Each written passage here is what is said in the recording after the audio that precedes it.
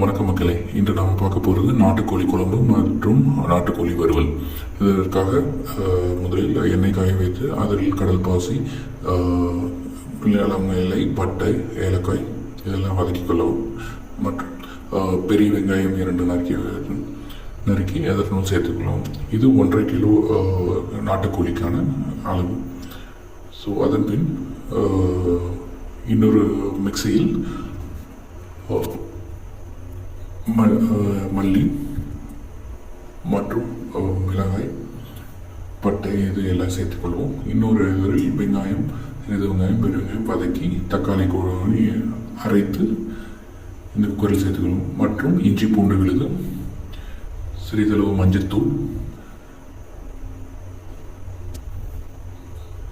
சிறிதளவு உப்பு சேர்த்து எண்ணெய் பிரிந்து வர வரை வதக்கிக் கொள்வோம்.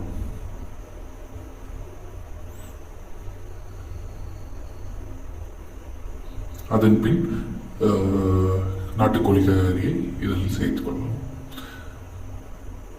சேர்த்துவிட்டு தண்ணீர் வதக்கிவிட்டு தண்ணீர் ஏற்றவாறு ஊற்றி 5 விசில் விட வேண்டும்.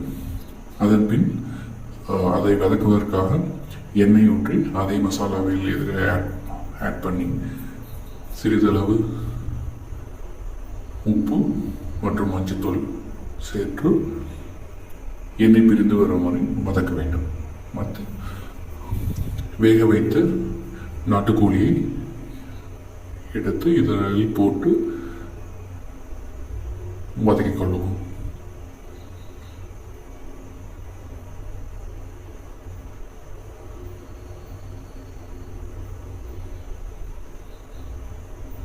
தனியாக இது பிரித்தெடுத்த நாட்டுக்கோழி குழம்பு ரெடி.